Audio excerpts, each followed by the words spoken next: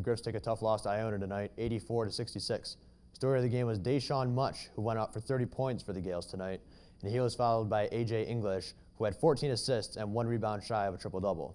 The Griffs were led by Malcolm McMillan and Jermaine Crumpton, who each had 18 points. I'm Andy Hellwig.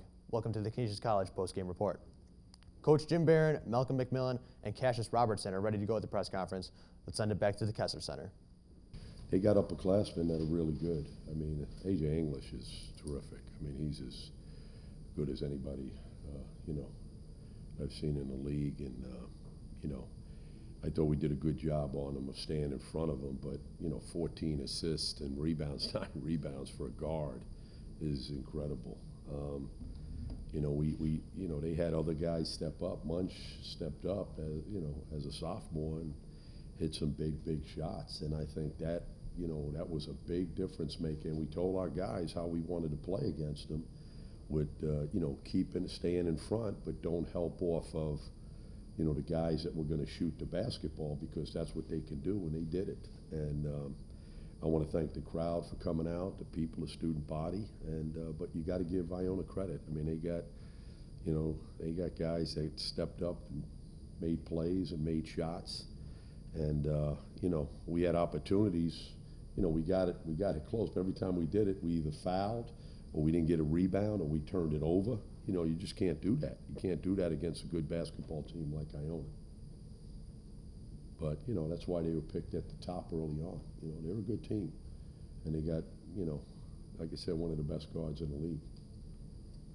Tim said they made a defensive adjustment there midway through the second half. You were winning second half, and then or first half, excuse me. And then they pulled away. Yeah. Did you sense that adjustment? He did something with his own? Yeah, we were trying to get it inside, whether it was high or low, to do it. And, we just, for some reason, we just kept moving around the perimeter, but we kept telling them to, look inside, and move the ball around, make the extra pass. I thought we did a good job at that in the first half, but again, we didn't do it. And then all of a sudden, we put 3 guys out on the perimeter, to move it and go inside out. But what they do, they're long and they're athletic, and they force you to move. You got to relocate. When you pass it in, you got to relocate on the perimeter, and then you got to make plays. But you got to step up and make shots against the zone. I mean, I don't know, when we play against zones, I mean, guys' eyes should light up. That's why we went zone a couple of times early, and they just bang, I mean, long. And that forced us to have to go man, you know what I mean? And, you have opportunities, but you gotta make shots, or you gotta even get it inside to get to the free throw line.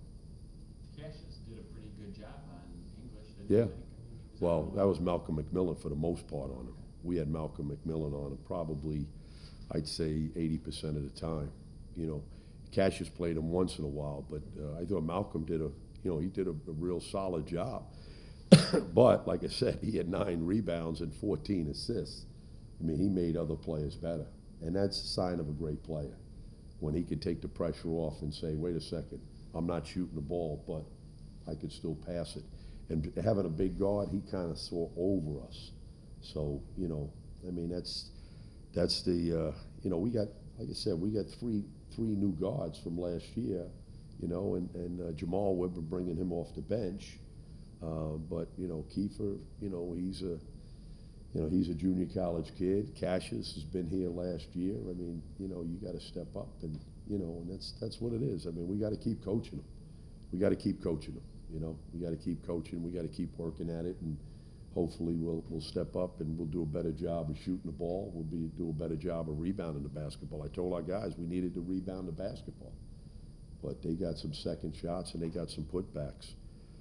You moved Kiefer Dawson in the starting lineup for the 3rd game now. Yeah. He played with some aggression, it looked, especially early. Do you feel like his confidence is up a little bit? I hope so. We're going to need it. We're going to need it. The thing about it is he can put the ball on the floor. He has the ability to shoot the ball, and we need another ball handler, you know what I mean, to take the pressure off of Malcolm. Anything else for Coach? Okay. Thanks, man.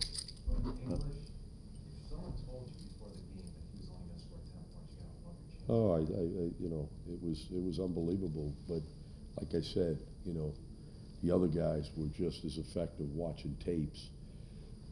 It could really shoot the ball. I mean, that to me, when you get guys like that, and even Isaiah Williams, I mean, he didn't play real well, but I'm telling you what, he has the ability, because he's a senior, to really open up the floor. So when you got two guys like that, you really can't help out much. And that's where English just picks you apart, you know, when you have guys that can really shoot the ball like that. But, you know, you just, you know, you got to give them credit. And then we turned it over in crucial times. You know, against defensive pressure that we've played against, you know, Manhattan's press, and we really didn't have any problem. But I don't know if it was as tentative. I don't know, you know, because what happens in this league, you play different teams and they play different ways, whether it's a matchup zone, whether it's man-to-man, whether it's, you know, now we go in and play Ryder. Now they got big guards.